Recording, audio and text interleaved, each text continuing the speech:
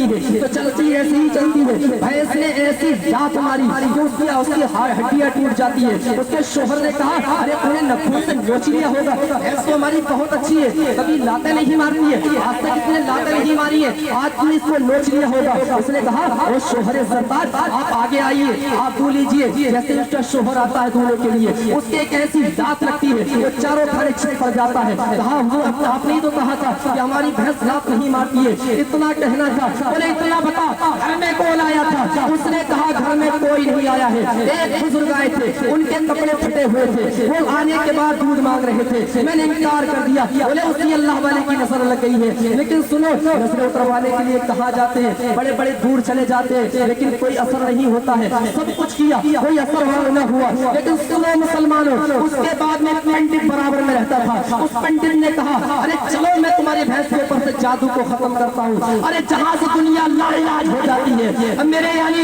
इन महबूब बंदों के महबूब बंदों के आस्थानों की खाक को चाट लो, तुमको शिफा मिल जाएगी, और शिफा ऐसी मिलेगी दुनिया में भी कभी रुसवा नहीं होगी, कभी सेहत खराब नहीं होगी। लेकिन सुनो उसने कहा पंडित ने मैं चल जादू उतारता हूँ, इतना कहने के बाद चल मैं जादू उतारता हूँ, वहां से चल देता है। चलने के बाद में कहा जैसे उन बुजुर्गाने दीन ने उसको देखा तो कहा जन्नती आ रहा है। एक पंडित को कह दिया जन्नती आ रहा है, तो उस भैंस वाले ने कहा था इतना बड़ा तिलक नहीं दिखाई दे रहा, क्या मजनून हो चुके हो, पागल हो चुके हो, इसको तुम जन्नती बताते हो, इसके तिलक नजर आ रहा है। फिर हजरत खामोश बैठे, कहा बतेरे जंतर मंतर उसने पढ़े, लेकिन हजरत के ऊपर कोई असर ना हो चुका, कोई असर ना हुआ। लेकिन उसने कहा था अरे इसकी भैंस दूध नहीं दे रही है, ये बड़ा परेशान है। उसने कहा क्यों आए हो? बोले हजरत बस यही शिकायत लेकर के यहाँ आए हैं, इतना कहना था। बोले क्यों आए हो? वो उसने कहा कि हुजूर अब मतक में पंडित था, अपने हाथों को बढ़ाओ, कलमा इस्लाम पढ़ाओ, पढ़ाओ ला इलाहा इल्लल्लाह मुहम्मद। ए सुभान अल्लाह सुभान अल्लाह। कहा अब पंडित कौन था?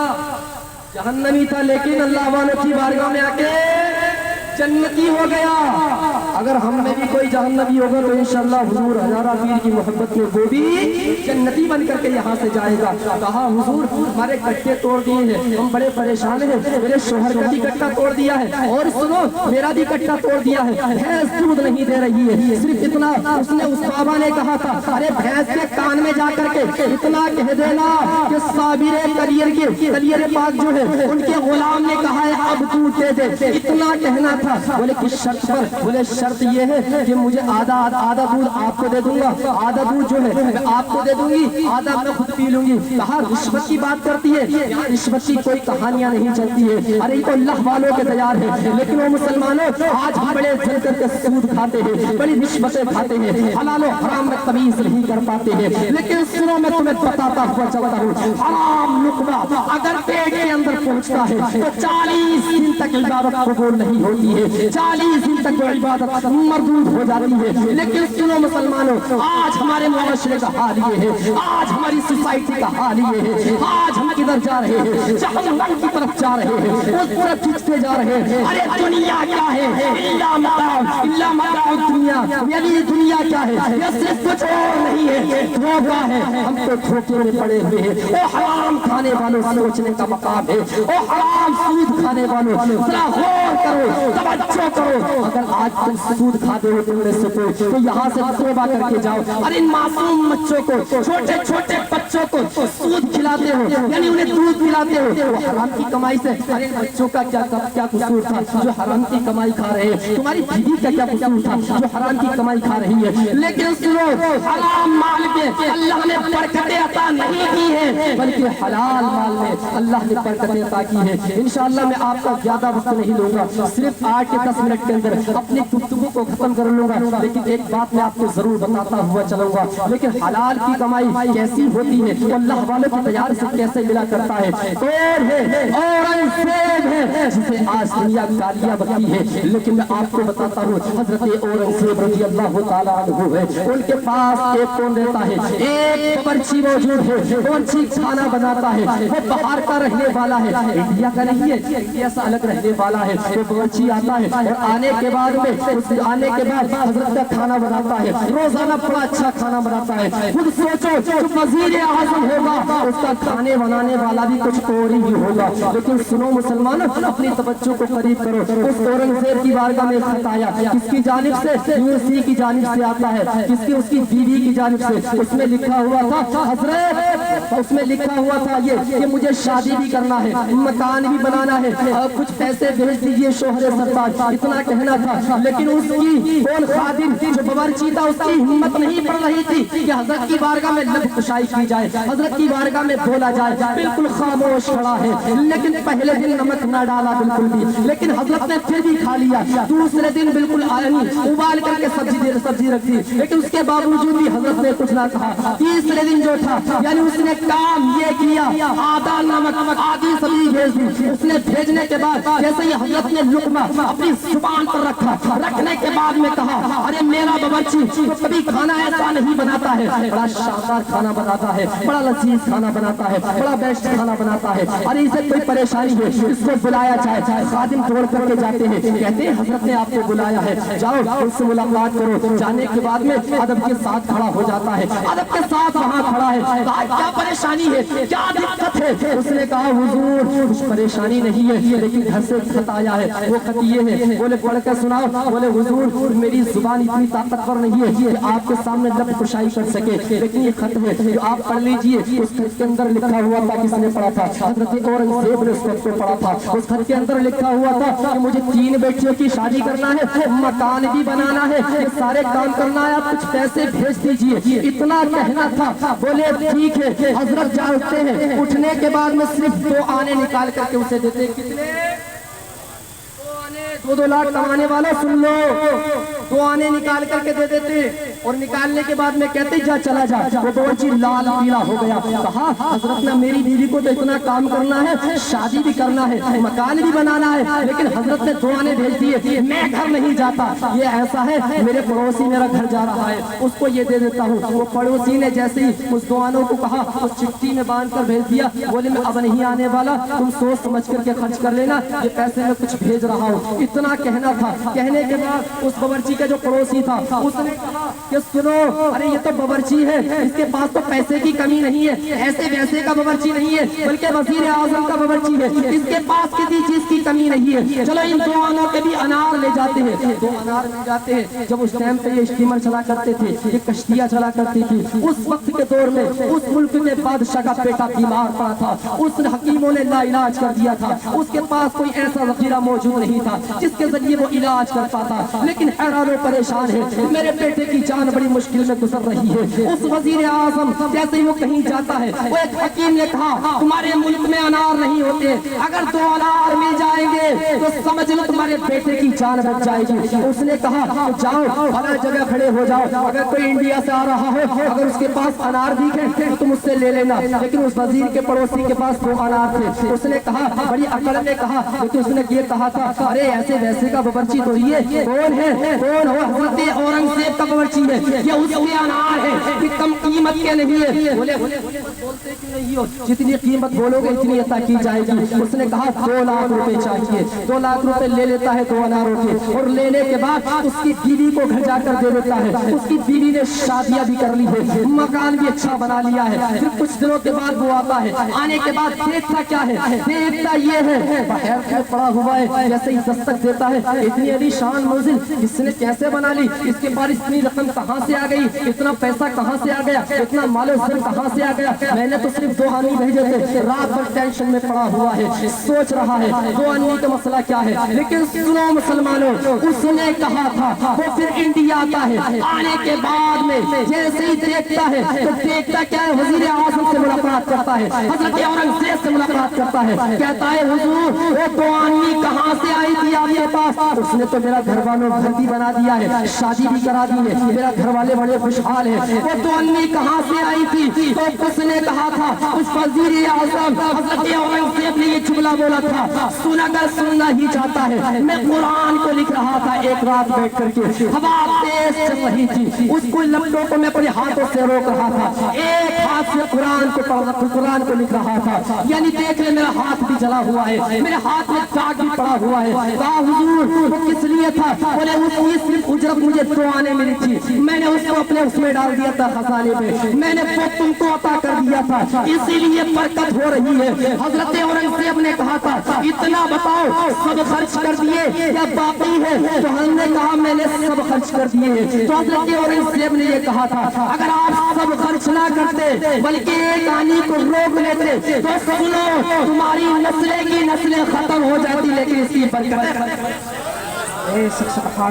नारे तकबीर, नारे रिसालत, नारे गौसियत, मसलके आला हज़रत हुजूर ताजुल शरिया, हुजूर ताजुल शरिया सैयद हसन हज़ारा पीर, सैयद हसन हज़ारा पीर, नारे तकबीर, नारे रिसालत।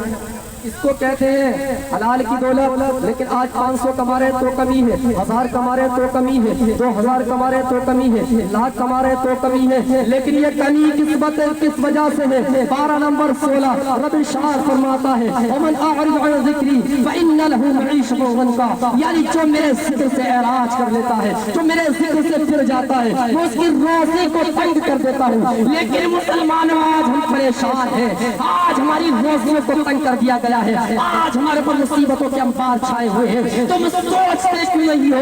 अरे रब को उठाने का मकाम नहीं है बल्कि रब को मनाने का मकाम है। तुम रब को मनाना चाहते हो, तुम्हें कहीं और नहीं जाना, तुम्हारे ही गांव में हुजूर हज़ारा पीर मौजूद है, इनकी बारगाह में आओ, आने के बाद में इनसे दुआ लेकर के जाओ, इंशाअल्लाह तुम्हारा रब भी राजी हो जाएगा, रब का महबूब।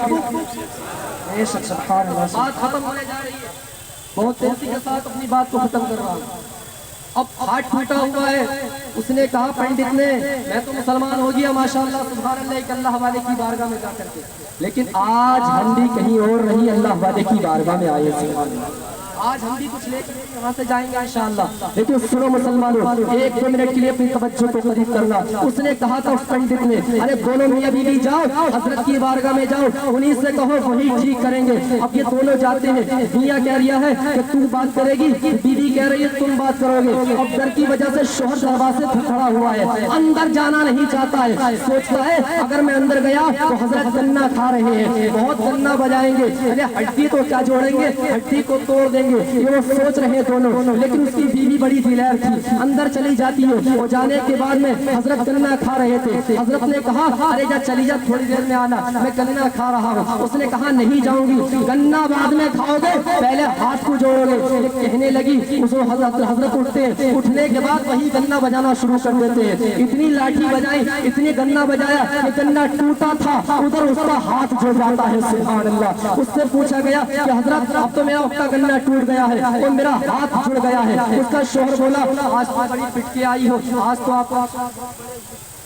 आप पे निशान पड़े हुए हैं, आपको बड़ी दिक्कत का मसला है, यार दिखाओ तो सही कहाँ निशान आपके पड़े हैं। उसने कहा कहीं भी निशान नहीं है, कहीं भी दर्द नहीं हो रहा है, कहीं भी महसूस नहीं हो रहा है। तो मुसलमानों, अगर आज तुम्हारे जिस्म के अंदर कोई बीमारी मौजूद है, कोई परेशानी मौजूद है, तो इंशाअल्लाह हुजूर हज़ारा पीर की बारगाह में तुम तशरीफ लाए हो तो वो बीमारी भी दूर हो जाएगी, वो मुसीबत भी दूर हो जाएगी। लेकिन सुनो, इस बात पर यही इत्तफाक करता हूँ, इंशाअल्लाह आने वाले जुमे को यही से आपसे बात करूंगा। लेकिन मुसलमानों, अल्लाह वालों की बारगाह में आए हो, अदब के साथ बैठो, अदब का पैगाम रखो। ये बात तो मालूम है कि यहाँ बार बार टॉर्चर किया जाएगा। रात 4 बजे तक, ये 5 बजे तक यहाँ रंडी नाची थी, उनके बारे में किसी ने नहीं बोला कि प्रोग्राम को खत्म कर लिया जाए, सुबह ये काम होना है, सुबह अल्लाह वाले का उर्स होना है, कुरान खानी होता है। इस तरह के अल्फाज किसी ने अदा नहीं किए थे। यहाँ जिक्र रसूल हो रहा है, लेकिन सुनो मुसलमानों, जहाँ जिक्र रसूल होता है वहाँ खुदा भी करीब होता है। उनकी महफिल में बैठने वाला आदमी बड़ा खुश नसीब होता है। खुश नसीबों के कदमों पर हम क्या कर रहे हैं, कुल्हाड़ी मारते हुए नजर आ रहे हैं। रात को बड़े झूम करके सुन रहे थे, रात को इस तरीके से नोटों की बरसात हो रही थी। सोच रहे थे तस्लीम आरिफ को अता कर देंगे, टीना को अता कर देंगे, इनको दे देंगे, सारी दौलत इनके कदमों में डाल देंगे, ये हमको जन्नत में ले जाएंगी। लेकिन सुनो मुसलमानों, ये जन्नत में तुमको क्या लेके जाएंगी? अगर इनका हाल यही रहा, अल्लाह वालों की शान में तौहीन करते रहे, तो सुन लेना ये भी जहन्नम में जाएंगे और तुमको भी जहन्नम। 2 मिनट فتاوی رضویہ جلد 6 فتاوی رضویہ. اور توجہ قریب کرو، میں حق بولنے والا ہوں، امامت ہٹ جائے کوئی دقت کا مسئلہ نہیں ہے، اللہ اور نہیں. فتاوی رضویہ جلد 10 دونوں کے اندر موجود ہے. کس کے بارے میں ہے کہ داڑھی کٹا ہوا انسان اسٹیج پہ بیٹھنے کے بعد بات نہ پڑے، باز نہ کرے، نصیحت نہ کرے. ان لوگوں کی تعظیم کرنا حرام ہے، حرام. اور حرام ہی نہیں بلکہ لکھا ہے کہ جنہوں نے ان کی تعظیم، جو انسان ان کی تعظیم کے لیے کھڑا ہوتا ہے تو سمجھ لو عرش اعظم ہل جاتا ہے، زمین چیر جاتی ہے، عرش اعظم کب کپانا شروع ہو جاتا ہے. لیکن رات اتنے گندے چبلے یہاں پر کھولے جا رہے تھے. تقویٰ کا مطلب کیا ہے؟ ارے وہ تو نعت پڑھ رہا تھا، وہ تو ذکر خیر کر رہا تھا، لیکن حضور اعلیٰ حضرت نے فتاوی رضویہ کے اندر یہ فرما دیا حرام ہے، حرام ہے. تو سنو یہ قوالی، یہ بری باتیں، یہ لڑکیوں کو دیکھنا، یہ اس کے حسن کو دیکھنا، بے روپٹے والیوں کو دیکھنا، اس گاڑی منڈے کی تعظیم کرنا، تو سمجھ لینا یہ تو قطعی حرام ہے، قطعی حرام ہے، قطعی حرام ہے. رات عرش اعظم بھی ہلا ہوگا، حضور ہزارہ پیر بھی یہاں سے چلے گئے ہوں گے. اگر یہاں بیٹھے ہوں گے تو کوئی نبی کا غلام نہیں، بلکہ یہاں بیٹھے ہوں گے تو شیطان کے چیلے.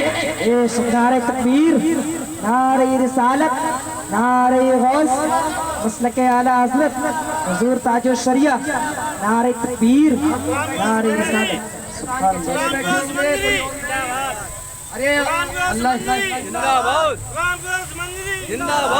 اللہ.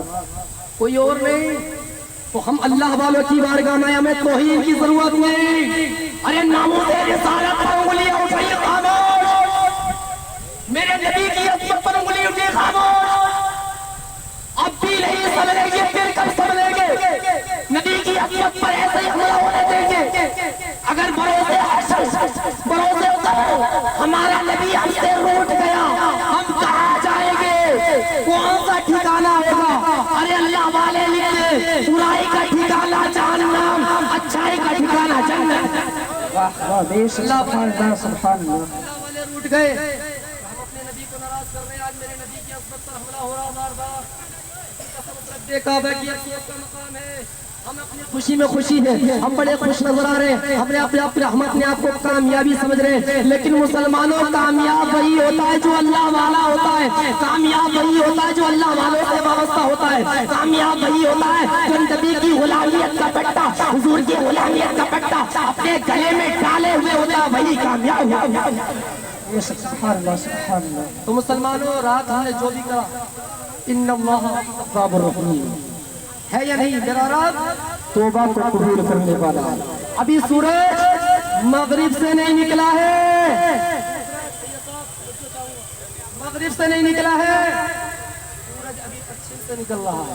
ربی نے فرمایا کہ جب تک توبہ قبول کروں گا، جب تک کہ سورج، ربی نے فرمایا اللہ رب العزت جب تک توبہ قبول فرمائے گا جب تک کہ سورج مغرب سے نہیں نکلے گا. تو مسلمانوں آج ہم سچے دل سے، ہماری بہنیں بھی اور ہم بھی سب لوگ یہاں اللہ والے کی بارگاہ میں آئے ہیں، تو ہم سچے دل سے توبہ کر کے جائیں گے انشاءاللہ. انشاءاللہ ہم نمازوں کی ادائیگی کریں گے. مسلمانوں ہماری مسجدیں توڑی جا رہی ہیں، ہمارے مدرسوں پہ حملہ ہو رہا ہے، ہمارے مزارات اولیاء پر حملہ ہو رہا ہے. کس وجہ سے؟ کہ ہم نے خالی کر دیا. اس وجہ سے اپنی مسجدوں کو بچا لو، تمہاری قسمت کی معراج ہو جائے گی انشاءاللہ. میں دعا کرتا ہوں کہ پاک پروردگار عالم پنجتن پاک کی صدقے میں، حبیب پاک کی صدقے میں، حضور غوث اعظم کی نالین پاک کی صدقے میں، حضور ہزارہ پیر کے صدقے میں مولا، حضور اعلیٰ حضرت حضور بقی الدین کے صدقے میں مولا ہم سب کو توبہ کی توفیق عطا فرما. مولا ہم سب کو توبہ کی توفیق عطا فرما. مولا ہم سب کو توبہ کی توفیق عطا فرما. مولا تو ہمارے حال زار پر رحم فرما. مولا تو ہماری مسجدوں کی حفاظت فرما. مولا تو ہماری خانقاہوں کی حفاظت فرما. مولا تو ہمارے رہنماؤں کی حفاظت فرما. مولا ناموس رسالت پر انگلیاں اٹھا رہے ہیں، مولا اگر ان کے نصیب میں ہدایت ہے تو مولا ہدایت عطا فرما، ورنہ ان کو نصف و نابود فرما. مولا ان کو نصف و نابود ہمارے حال پر رحم فرما. مولا تمام عالم اسلام کے مسلمانوں پر رحم فرما، اور میرے بولنے میں جو بھی ہے اغلاق اس کو معاف فرمائے خدا کی ذات. وما علینا الا البلاغ. السلام علیکم ورحمۃ اللہ تعالی وبرکاتہ.